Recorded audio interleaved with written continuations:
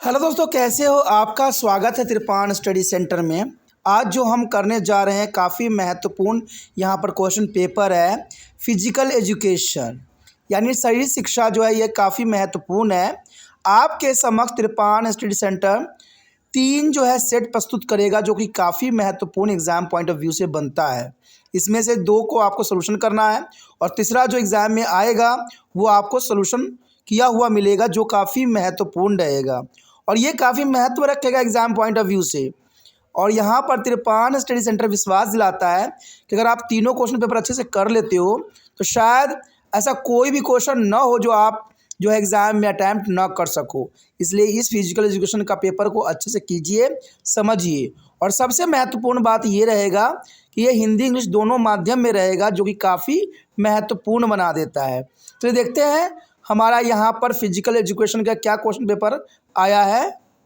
यहाँ पर जो हम करने जा रहे हैं काफ़ी महत्वपूर्ण यहाँ पर क्वेश्चन पेपर है कक्षा 12वीं सीबीएसई एनसीईआरटी के अंतर्गत शारीरिक शिक्षा यानी फिजिकल एजुकेशन का जो यहाँ पेपर है एग्ज़ाम पॉइंट ऑफ व्यू से काफ़ी महत्वपूर्ण है और ये एग्ज़ाम में आने के 100% चांसेस रहेंगे।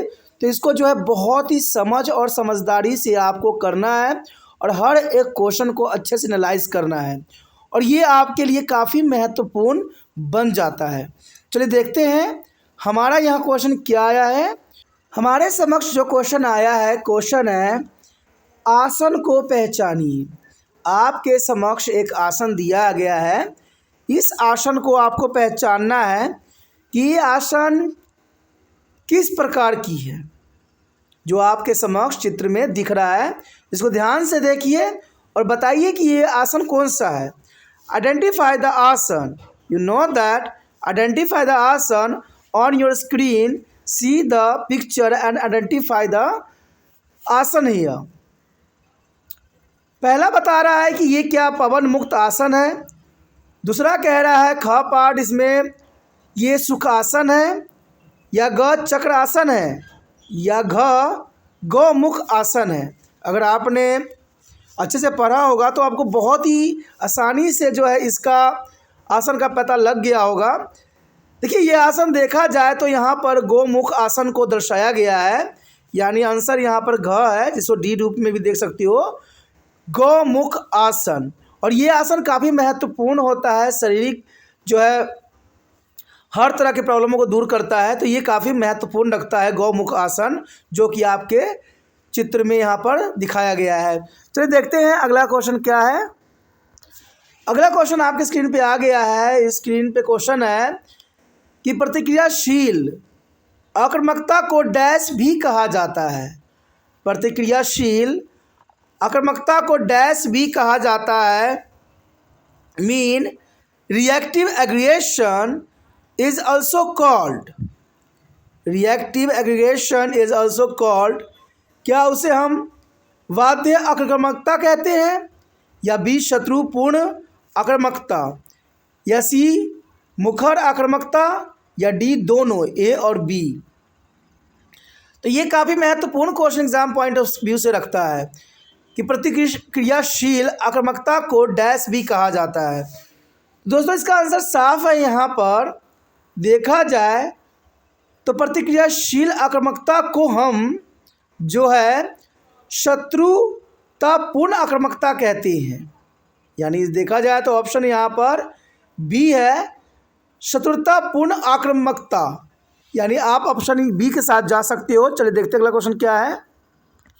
अगला क्वेश्चन आपके स्क्रीन पे आ गया है। क्वेश्चन है घर्षण बल किसी वस्तु की गति की दिशा की डैश दिशा में कार्य करता है। आप घर्षण बल से भली भांति परिचित ही होंगे। घर्षण बल जो हमें चलने योग्य बनाती है, और घर्षण नहीं रहेगी तो हम नहीं चल पाएंगे। और आप जितने भी गाड़ी मोटर चलाते हो कहीं ना कहीं घर्षण बल के कारण ही जो है रोड में और जो टायर के पहिए में जो है ब्रेक लग पाती है, तो वहाँ पर घर्षण बल कार्य करती है। जहाँ पर घर्षण बल नहीं रहती है वहाँ पर जो है गाड़ी चलाना या आपको चलना बहुत ही मुश्किल हो जाता है, क्योंकि घर्षण बल के कारण ही जो है ये चल पाती है। तो यह क्वेश्चन साफ है कि घर्षण बल किसी वस्तु की गति की दिशा की डैश दिशा में कार्य करता है। You know that the question here the friction force act in an a direction to direction of the motion of an object.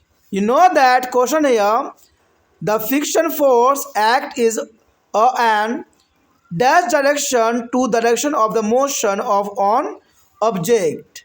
The question is very interesting.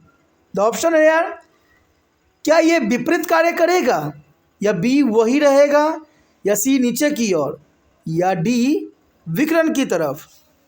तो यहाँ पर क्वेश्चन काफ़ी दिलचस्प है और आंसर है कि घर्षण बल किसी वस्तु की गति की दिशा की विपरीत दिशा में कार्य करता है। यानी घर्षण बल किसी वस्तु की गति की विपरीत दिशा में कार्य करता है। तभी तो आपने पढ़ा होगा कभी ना कभी घर्षण बल के हानि और लाभ, यानी घर्षण बल कैसे दोस्त है और कैसे शत्रु है।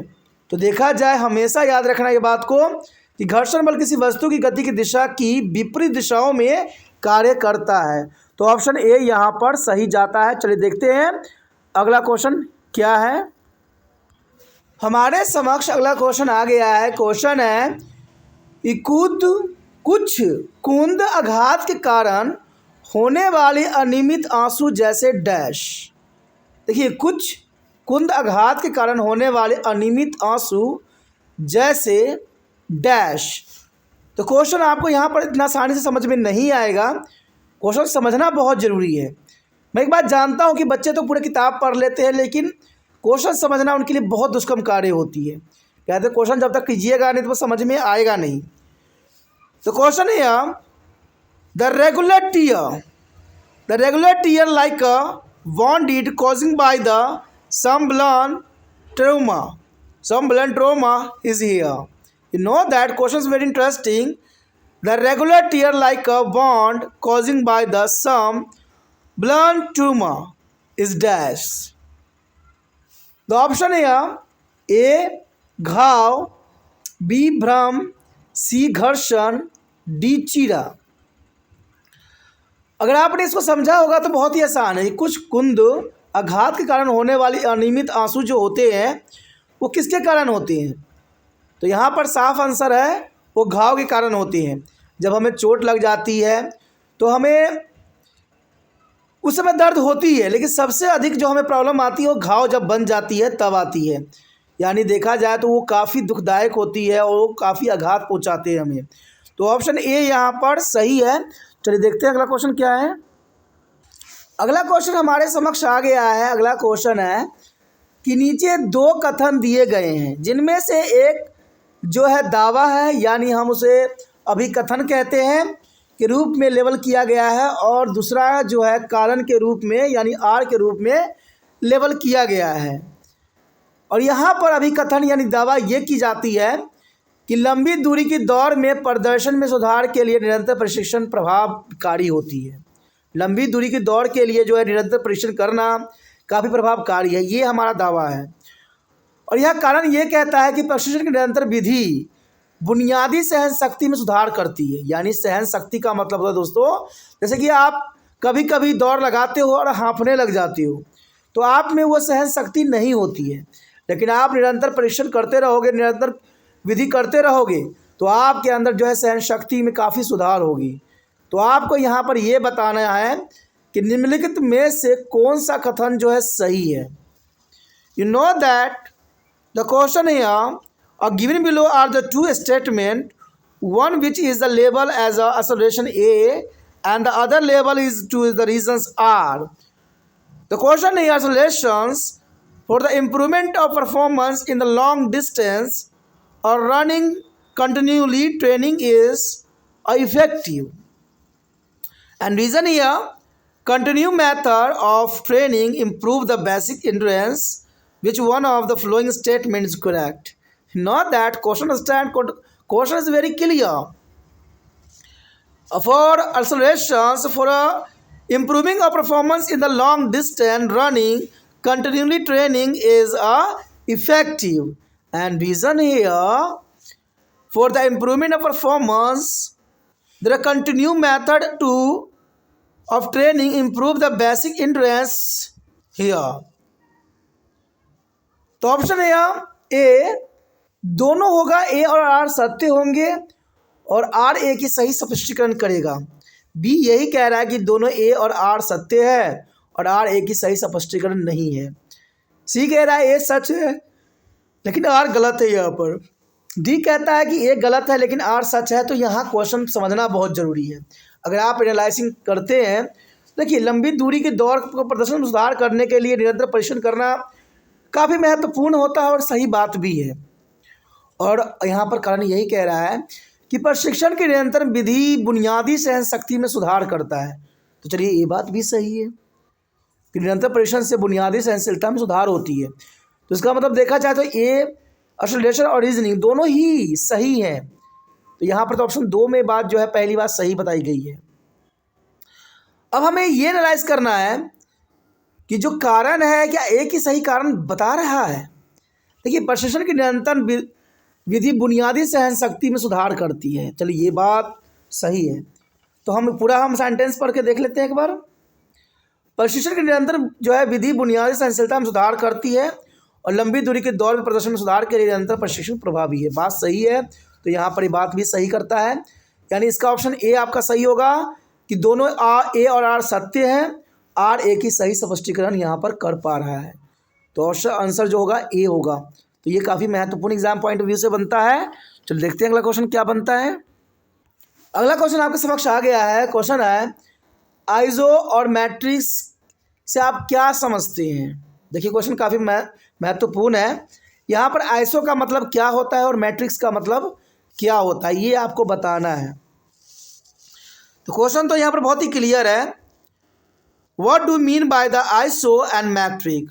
What do you mean by the iso and metric. ऑप्शनों पर अगर हम नज़र डालें तो यहाँ पर बोलता है ए आइसो का अर्थ होता है स्थिरांक और मैट्रिक का अर्थ होता है लंबाई। बी कह रहा है आइसो का अर्थ होता है परिवर्तन और मैट्रिक का अर्थ होता है आकार। सी कहता है आइसो का अर्थ होता है स्थिरांक और मैट्रिक का अर्थ होता है वेग। डी कहता है आइसो का अर्थ होता है आकार और मैट्रिक का अर्थ होता है स्थिरांक। तो यहाँ पर एनालाइज करना बहुत ज़रूरी है। देखिए ये तो किताब में हमने पढ़ा था कि आइसो का मतलब होता है स्थिरांक, ये बात तो सही है। तो यहाँ पर 2 ऑप्शन जो है इसी प्रकार को दिख रहा है मुझे। आइसो का अर्थ स्थिरांक ए ऑप्शन में भी दिख रहा है और सी में दिख रहा है। अगर आपको मैट्रिक का मतलब पता होता कि इसका अर्थ क्या होता है तो बहुत ही आसानी से आप दे सकते हो जवाब। और जैसे मैंने पढ़ा भी है कि यहाँ पर मैट्रिक का अर्थ होता है लंबाई। देखिए लंबाई है किसी में, तो लंबाई सिर्फ ए ऑप्शन में ही है। तो इसका मतलब देखा जाए तो डी सी बी जो है सब रिजेक्ट हो जाते हैं, सिर्फ हमारा ऑप्शन ए सही हो जाता है। तो ये बात आपको दिमाग में रखना है और एग्जाम में अगर क्वेश्चन व्यू भी आ जाता है क्वेश्चन तो समझना है कि आइसो का अर्थ होता है स्थिरांक और मैट्रिक का अर्थ होता है लंबाई। समझ में आया। आइसो का अर्थ होता है स्थिरांक और मैट्रिक का अर्थ होता है लंबाई। चलिए देखते हैं अगला क्वेश्चन क्या है। अगला क्वेश्चन हमारे समक्ष आ गया है। क्वेश्चन है कि यह 1 मिनट में हृदय के प्रत्येक पक्ष वास्तव में प्रत्येक वेंट्रिकल द्वारा पंप किए गए रक्त की मात्रा किस पे डिपेंडेबल होती है। 1 मिनट में हृदय के प्रत्येक पक्ष यानी वास्तव में प्रत्येक वेंट्रिकल द्वारा पंप किए गए रक्त की मात्रा किस पर निर्भर करती है।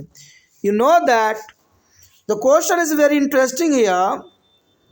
It is the amount of blood pumped out by the each side of the heart, actually each ventricle in a 1 minute.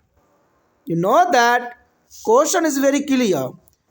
It is the amount of blood pumped out by the each side of the heart, actually each ventricle in a 1 minute here.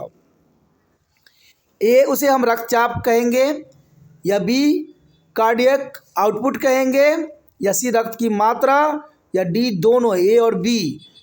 तो यहाँ पर question काफ़ी महत्वपूर्ण बन जाता है exam point of view से और आंसर है इसका कार्डियक आउटपुट यानी ऑप्शन बी सही है। और बी के साथ हम जा सकते हैं कार्डियल आउटपुट जो रक्त की मात्रा को निर्धारित करती है। चलिए देखते हैं अगला क्वेश्चन क्या निर्धारित कर रहा है। अगला क्वेश्चन आपकी स्क्रीन पे आ गया है। क्वेश्चन यहाँ पर है कि नीचे दिए गए चित्र को पहचान करना है आपने। जो नीचे आपको चित्र दिख रही है, इसमें किस तरह की जो है गतिविधियों को शो की गई है। देखिए पहला में तो ये बोल रहा है, पहले बॉल के लिए ये बात लिखी गई है, विद नो आउटसाइड फोर्स और stationary object will be not a move. कोई आउटसाइड जो है इसमें कोई भी बल नहीं लग रही है, इसलिए जो स्टेशनरी ये दी गई है वो मूव नहीं कर रही है। दूसरा कहता है will no be outside force और moving object will be not stop. कोई दूसरा चीज नो आउटसाइड कोई आएगा नहीं फोर्स, तो ये मूविंग वस्तु जो है रुकेगी नहीं, दौड़ रही है। तो ये काफ़ी महत्वपूर्ण क्वेश्चन यहाँ पर बन जाता है एग्जाम पॉइंट ऑफ व्यू से कि identify the given below. Identify the given below on your screen. The pictures are the most important here, and written here, first of all, show here with no outside force or steady box will be not move. There is not a outside force here. And second study here, with no outside force a moving object will be not a stop here. It means here examiner asks the question, who the law is apply on this? तो option A, क्या यहाँ पर गति का पहला नियम लग रहा है, या बी गति का दूसरा नियम, या सी गति का तीसरा नियम, या डी प्रभावी का नियम। जो उन बच्चों ने गति के नियमों का अध्ययन किया होगा और एग्जाम पॉइंट ऑफ व्यू से तीनों गति के नियम जो है बहुत काफ़ी महत्वपूर्ण है, इसके अंतर्गत एक न एक क्वेश्चन जरूर आएगा, ये कंफर्म है। ठीक है, तो देखा जाए इस क्रिया में गति का दूसरा नियम लग रहा है, यानी ऑप्शन बी पे आप जा सकते हो।